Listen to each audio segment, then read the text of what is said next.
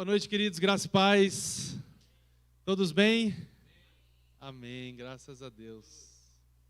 Rapaz, botaram 1 hora para eu ministrar ali? Eita, coisa boa, está aumentando o tempo aí. Queridos, a mensagem de hoje, eu acredito que ela vai ser rápida. Eu quero que no final a gente tenha um tempo mesmo de oração, de entrega. Vamos fazer aqui um culto de oração, amém? Se você não gosta de orar, você já está no lugar errado, mas você vai se converter, amém? Nós vamos ter um tempo bom aqui. E a palavra que eu quero trazer hoje é uma palavra que Deus tocou muito forte no meu coração, a respeito de arrependimento. Amém? Nós falamos muito aqui sobre fé, sobre prosperidade, tudo isso é bíblico, tudo isso é bênção, amém? É a veia do nosso ministério, nós somos a palavra da fé, amém? E Deus tocou no meu coração que nós precisamos falar algumas coisas a respeito de arrependimento.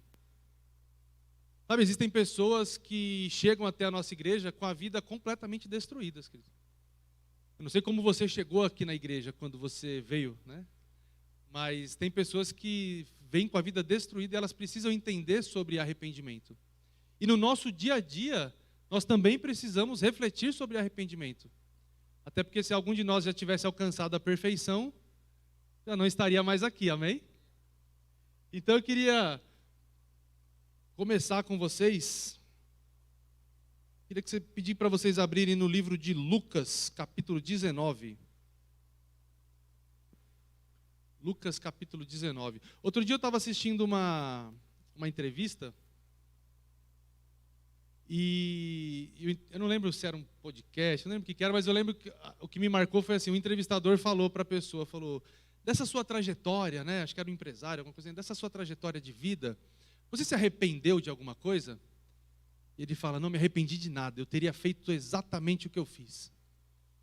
E na hora eu parei para pensar, eu sei que ele estava falando isso no contexto de trabalho, de empresa, mas eu parei para pensar na minha vida. Eu falei, rapaz, eu teria feito muita coisa diferente. Eu tenho muitos arrependimentos de coisas que eu teria feito diferente.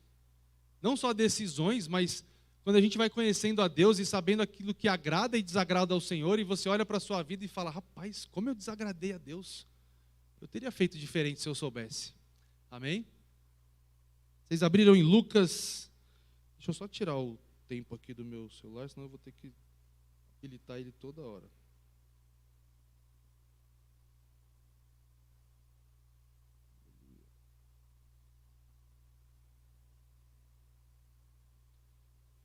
Aleluia.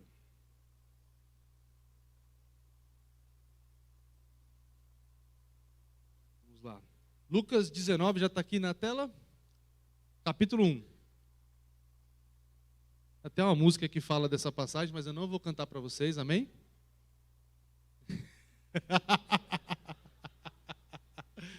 Vamos lá, vocês podem acompanhar na tela, eu vou ler por aqui. Então diz assim, vai falar de Zaqueu, amém? Diz assim, Jesus entrou em Jericó e atravessava a cidade. Havia ali um homem rico chamado Zaqueu, chefe dos publicanos. Ele queria ver quem era Jesus, mas sendo de pequena estatura, não o conseguia, por causa da multidão. Assim correu adiante e subiu numa figueira brava para vê-lo, pois Jesus ia passar por ali. Quando Jesus chegou àquele lugar, olhou para cima e disse, Zaqueu, desce depressa, quero ficar em sua casa hoje. Então ele desceu rapidamente e o recebeu com alegria. Todo o povo viu isso e começou a se queixar.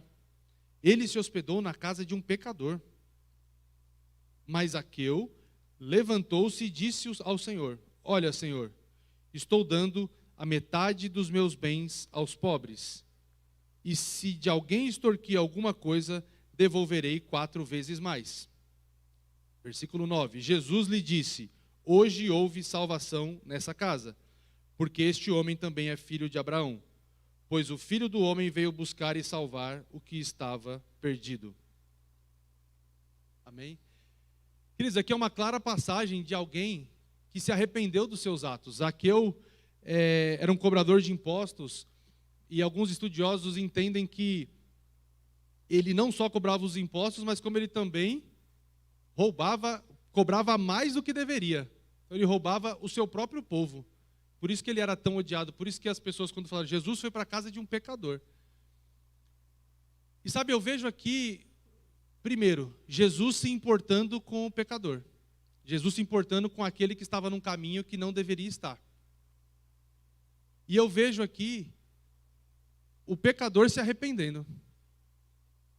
Só que olha que interessante, a gente aprendeu no Rema, acredito que a maioria fez o Rema aqui, mas a gente aprendeu que arrependimento é metanoia, amém? Mudança de pensamento, mudança de direção. Vocês entendem que Zaqueu teve uma mudança de direção? Ele estava indo por um caminho, quando encontrou com Jesus, ele falou, já sei o que está de errado na minha vida, agora eu vou para o outro caminho. Então, queridos, arrependimento não é apenas você parar de fazer aquilo que você estava fazendo. Zaqueu estava roubando o povo, cobrando impostos a mais do que o devido, falou, não, agora eu paro. Arrependimento não é só parar, arrependimento é agora eu vou para outra direção. Além de parar o que eu estava fazendo de errado, eu vou doar os meus bens aos pobres, e aqueles que eu roubei eu ainda vou dar 4 vezes além do que eu roubei. Isso é uma mudança de vida, isso é uma mudança de direção. Ele tinha um pensamento aqui, e agora quando ele encontrou Jesus, ele mudou o pensamento dele. Amém? E sabe, quando a gente se converte, algumas coisas são fáceis de mudar. Só que outras a gente vai precisar colocar esforço. Sabe, eu imagino que para Zaqueu, doar metade dos seus bens, uma pessoa que até então estava roubando para ter mais bens, para acumular bens, agora ele fala, não, metade do que eu tenho, eu já vou dar. E aqueles que eu roubei, eu devolvo ainda. Sabe, eu imagino que não tenha sido uma decisão fácil, mas era a decisão certa. Amém, queridos?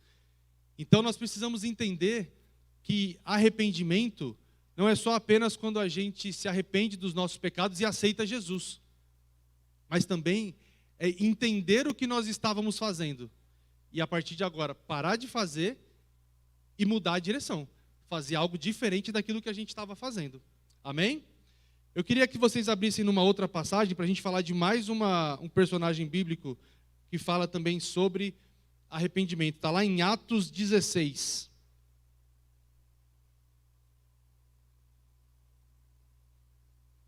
Aleluia, Atos 16.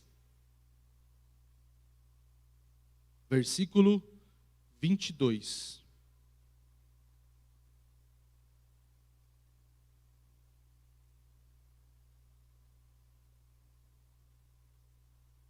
Atos 16, versículo 22.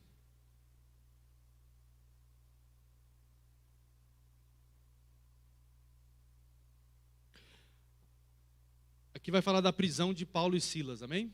Uma passagem que vocês já conhecem. A multidão ajuntou-se contra Paulo e Silas e os magistrados ordenaram que lhes tirassem as roupas e fossem açoitados.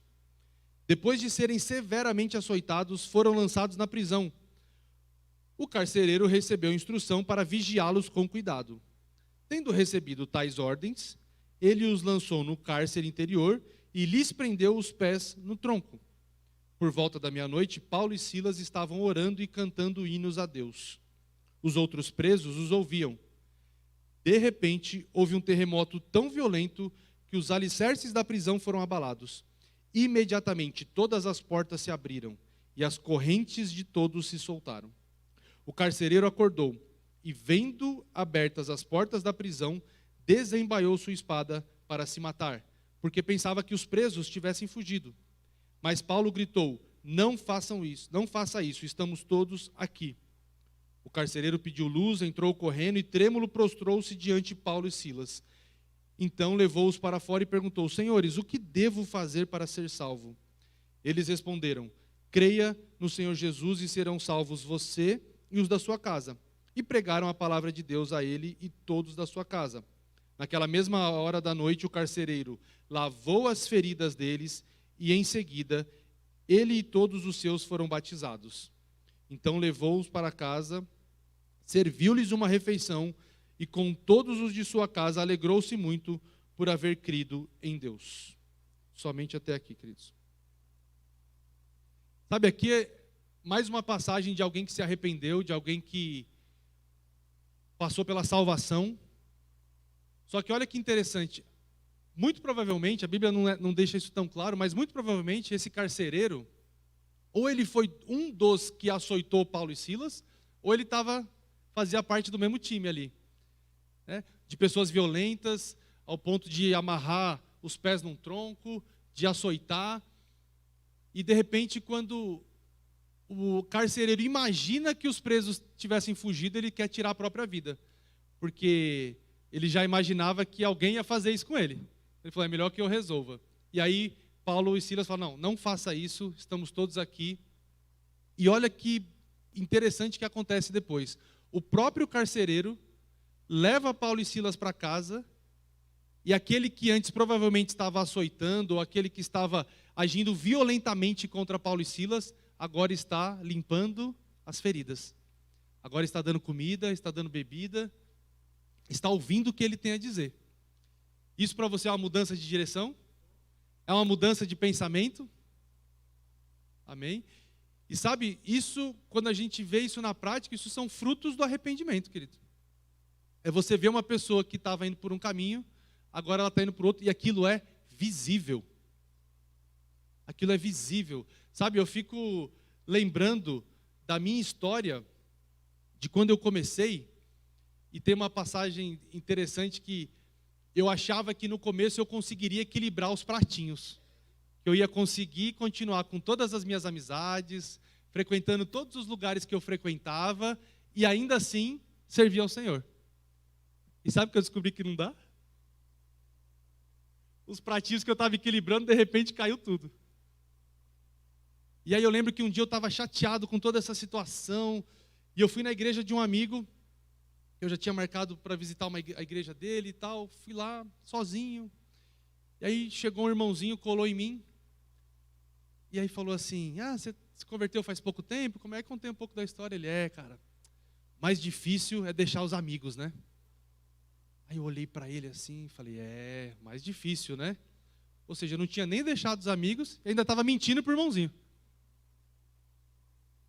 E aí quando ele falou aquilo, eu falei, rapaz, existe algo que eu preciso mudar. Sabe, eu já tinha aceitado Jesus, eu já tinha entendido as coisas, mas o ambiente que eu frequentava ainda me puxava para um lado de pecado, de coisas que desagradavam a Deus. E eu vou te falar, existem pessoas aqui que precisam rever as amizades. Sabe, algumas pessoas ainda se acham muito fortes e falam, não, eu posso estar em qualquer lugar, eu posso estar com qualquer pessoa que isso não me abala. Será mesmo? Será mesmo que nada te abala? Será mesmo que você pode estar com qualquer pessoa, falar de qualquer assunto que nada vai te abalar?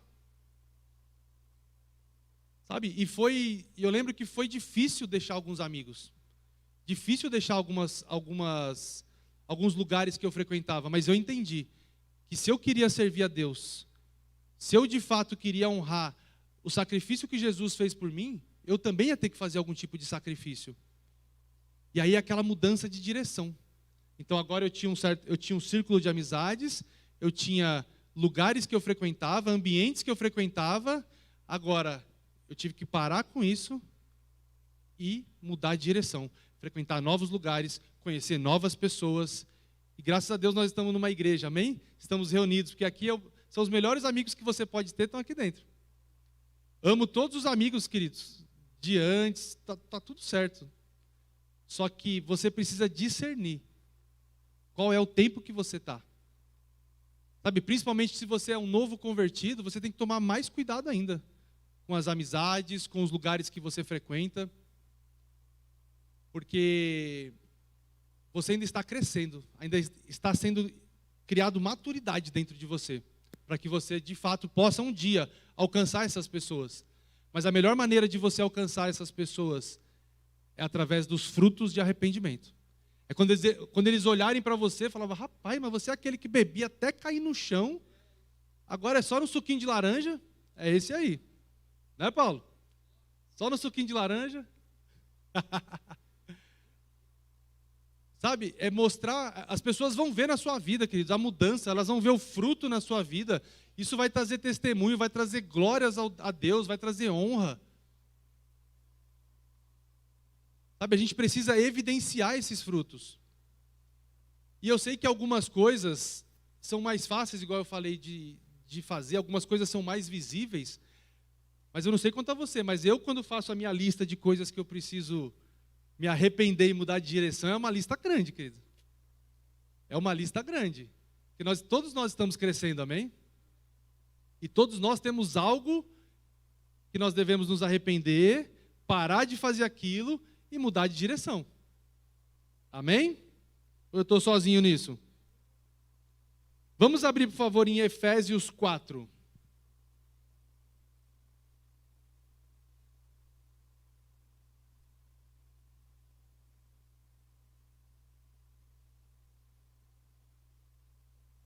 Efésios 4, 17.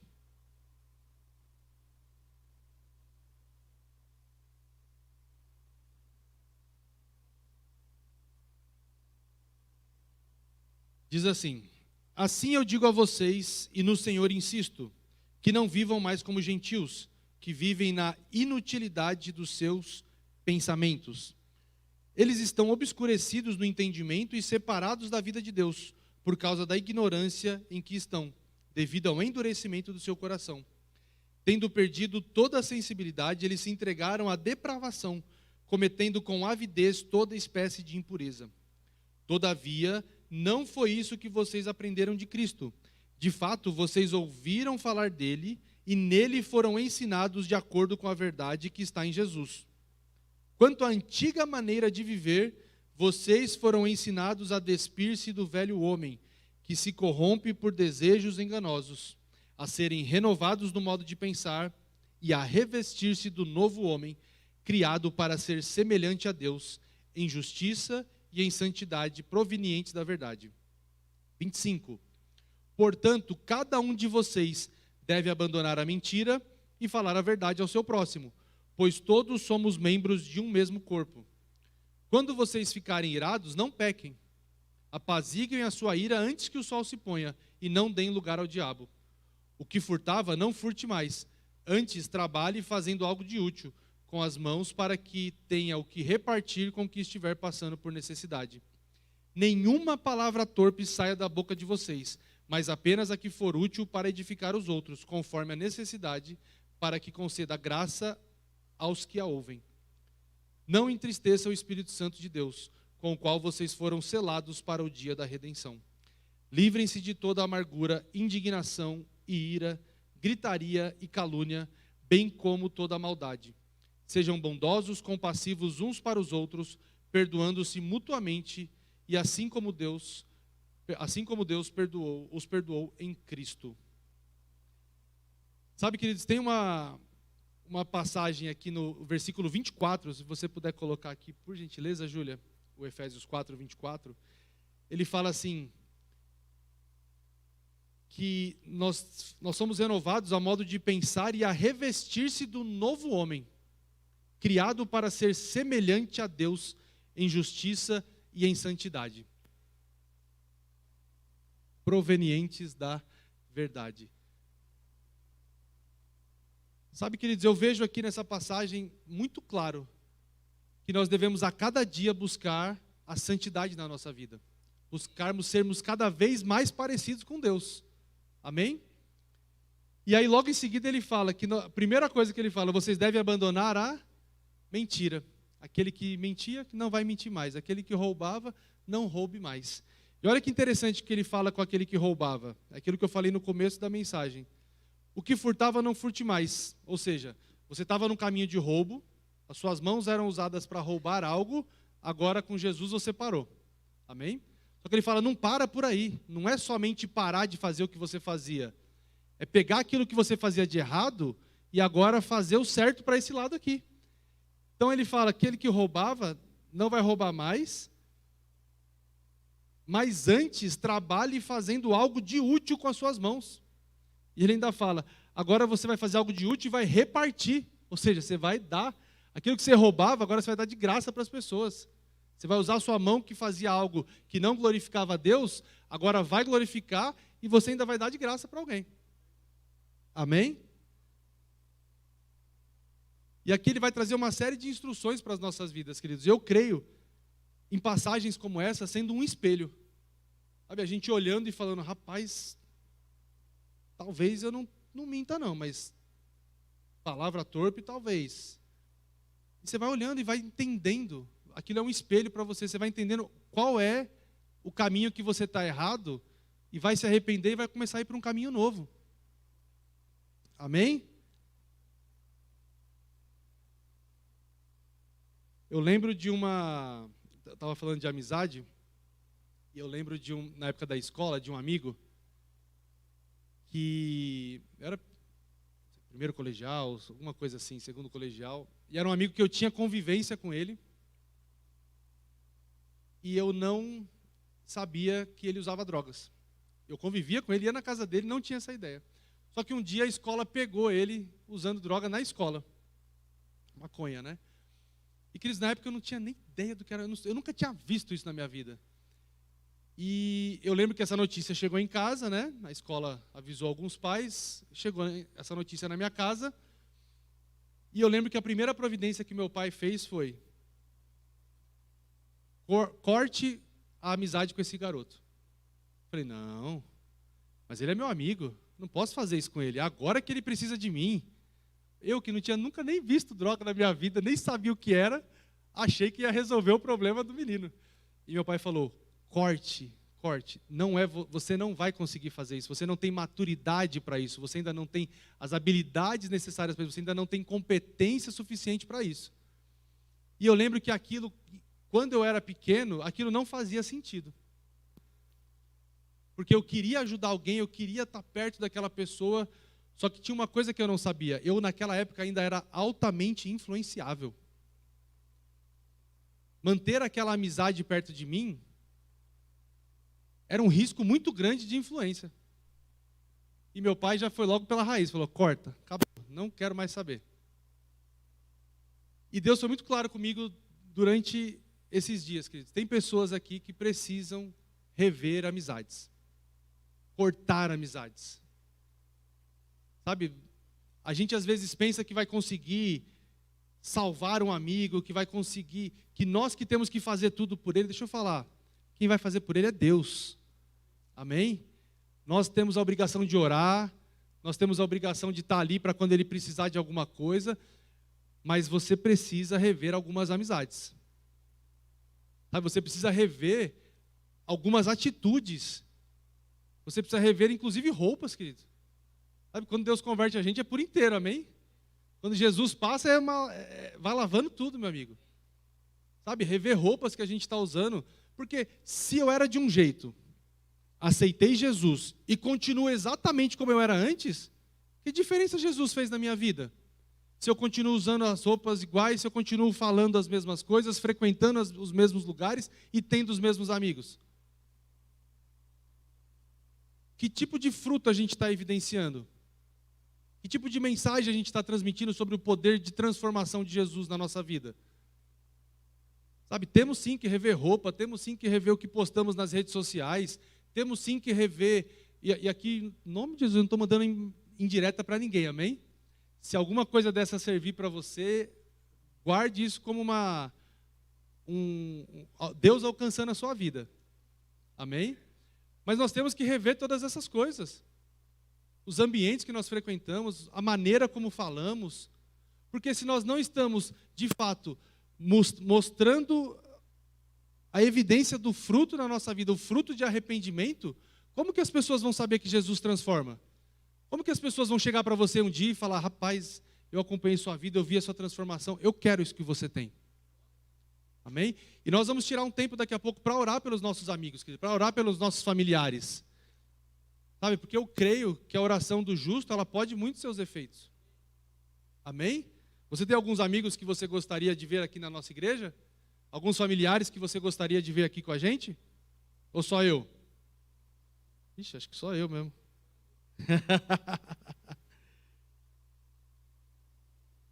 E eu queria que vocês abrissem, agora já estamos encerrando para a gente poder orar. Eu queria que você abrisse em Tiago 5,16.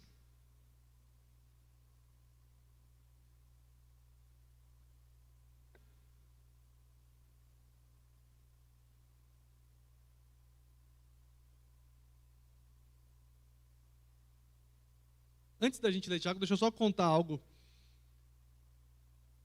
que nem sempre o nosso fruto de arrependimento ele tem uma ligação especificamente com a nossa conversão, amém? No momento da nossa conversão. Mas quantos aqui conhecem a escola de ministros?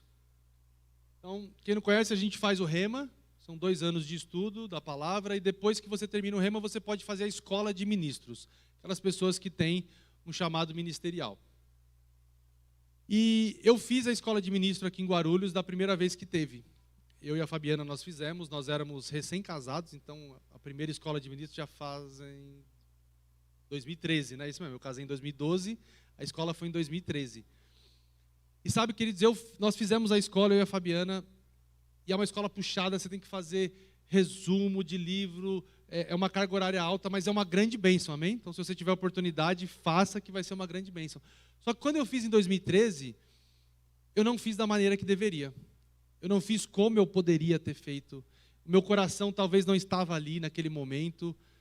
Não sei se eu fiz por empolgação, porque todo mundo estava fazendo, mas o meu coração não estava daqui. Eu não fiz da melhor maneira. Eu não fiz como eu poderia. E o resultado não foi diferente. Nós fomos reprovados na escola de ministro. Nós reprovamos por falta. Então você tem uma quantidade mínima de falta que você pode faltar, obviamente, e que você pode utilizar ali. E nós usamos todas e mais um pouco. E aí a diretoria veio conversar com a gente e falou: infelizmente, vocês não vão poder se formar na escola de ministros. Vocês podem até continuar assistindo às aulas, mas vocês não vão poder se formar. Queridos, quando eu ouvi aquilo, de fato bateu um arrependimento. Eu falei: rapaz, eu podia ter feito diferente. Sabe por quê? Abrindo aqui o meu coração para vocês, tinha dia que eu não vim porque eu fiquei dormindo. Ah não, hoje eu estou muito cansado. Domingo de manhã, era domingo de manhã, né? Ah não, ontem eu fui para um casamento, eu cheguei tarde, domingo de manhã, não, estou muito cansado. Eu acho que do tanto de falta que eu tenho, essa daqui acho que eu posso utilizar. E aí depois era uma festa da família, pô, mas você vai embora para a escola, vai de novo para a igreja? Ah não, tudo bem, hoje eu vou ficar aqui com vocês, eu não vou lá não. E sabe, eu fui utilizando isso, de repente, eu estava reprovado por falta. E aí, quando aí a gente reprovou, tá tudo certo. A gente ficou chateado, mas nós nos alegramos com os irmãos que concluíram a carreira e se formaram, a gente foi na formatura, mas a formatura foi um misto de alegria por aqueles que estavam se formando e aquela tristeza de falar: rapaz, era para eu estar sentado ali junto com eles. E aí, quando a escola de ministros veio pela segunda vez, que foi em... Achei que você sabia todas as datas. 2019. Quando a escola de ministros veio, aí a gente conversou, eu e a Fabiana, e aí, a gente vai fazer? Porque naquela época já era difícil, só nós 2. Agora são nós 4. Já tinha as meninas. Aí, não, mas vai ter o departamento infantil, vai ter isso, vai ter aquilo. Falei, então é o seguinte, a gente vai fazer. Mas para ter o fruto de arrependimento. Ou seja, a gente estava indo numa direção, fazendo de qualquer jeito, entregando de qualquer maneira. Agora, a gente, além de não fazer mais isso, a gente vai mostrar um fruto de arrependimento. Eu falei, nós vamos ser alunos 100%. Aí ficou aquela coisa, não, aluno 100%, 100%. Tem que entregar todos os resumos no dia, não pode ter nenhuma falta, não pode ter nenhuma advertência, não pode ter nada, é 100%. E aí a gente começou. E só para resumir a ópera, a gente se formou como aluno 100%, junto com outros irmãos aqui também, graças a Deus por isso. Mas quando eu estava naquela formatura, eu falei, rapaz, esse é o fruto de arrependimento. É você estava fazendo uma coisa de um jeito e agora você fala, não, eu vou fazer totalmente diferente. Eu vou mostrar para mim mesmo. Eu não queria mostrar para ninguém, queridos. Eu estou falando isso não é para mim glória, não. É para mim mesmo. Para falar, rapaz, eu fazia coisa de um jeito, eu consegui fazer de outro. Quando outras situações se levantam na minha vida, eu falo, não, peraí. Eu passei pela escola de ministro e Deus me ajudou e eu consegui. Então, os outros desafios que eu tenho, eu vou conseguir também. Evidenciar o fruto de arrependimento. E eu lembro que tiveram situações que foram muito desafiadoras. Sabe, de casamento de amigos que a gente não pôde ir, porque tinha aula naquele dia, e se você vai para um casamento, você já perde, né, não vai ter como estar aqui no horário. Nós tivemos um parente que se acidentou e a pessoa ligou para a gente estava estacionando o carro para chegar. Ela falou, fulano caiu, machucou a cabeça. Falei, meu Deus do céu, e agora? Volta, não volta, vai para lá, não vai. Aí, naquele desespero, você quer sair correndo e fala, calma. A gente orou, a gente declarou que ia ser aluno 100%. Se a gente sair agora, isso não acontece. Vamos entender o que está acontecendo. Porque quando você não age por desespero, as coisas caminham melhor, amém?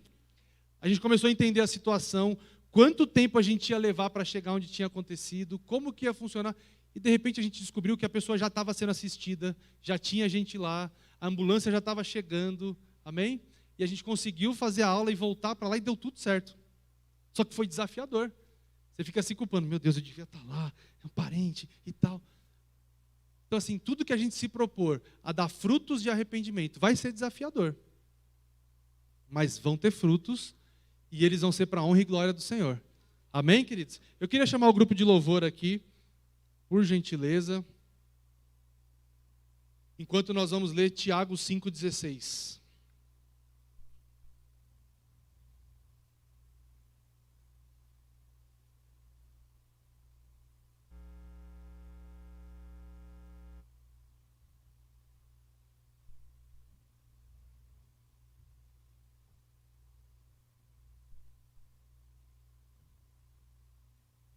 Aleluia.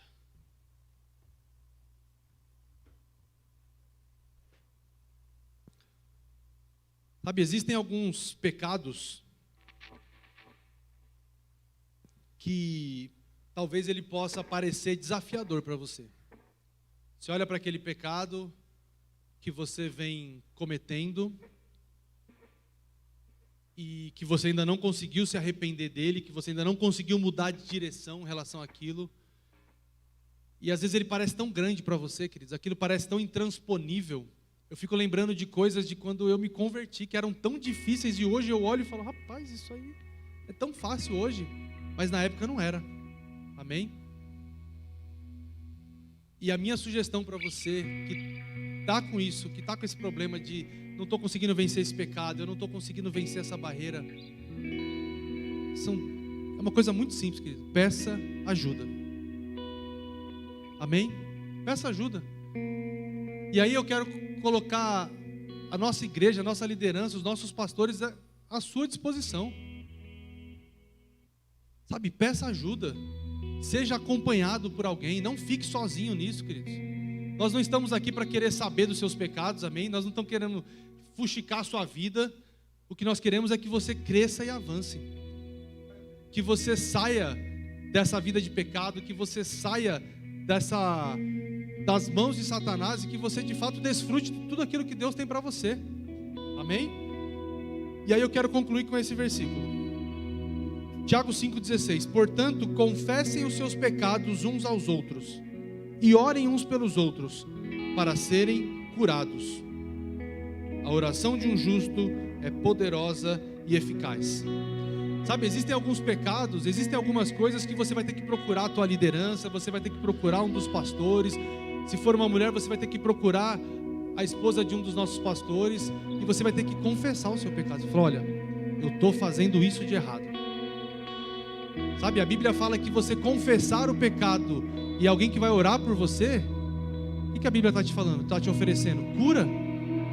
Aquilo que parecia tão difícil para você, agora ficou mais fácil. Nós estamos aqui para te ajudar, queridos. E nós vamos ter um tempo agora, inclusive se você puder ficar de pé.